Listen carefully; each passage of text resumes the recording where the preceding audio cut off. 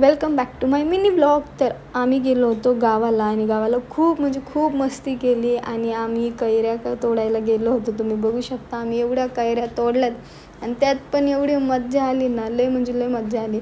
कोण इकडच्या कैऱ्या तोडतोय, कोण इकडच्या तोडतोय. कधी न भेटल्या आणि नुसतं इकडं तिकडं कैऱ्या तोडत होतो. मग त्यानंतर एवढे मोठे कैऱ्या तोडले ना, तुम्ही बघू शकता. बघा किती मोठे कैऱ्या तोडल्यात आम्ही. मग सगळ्यांचं चाललं होतं. तर माझ्या सगळ्या बहिणी आणि माझी वहिनी पण होती आमच्यासोबत आणि आम्ही खूप मस्ती केली.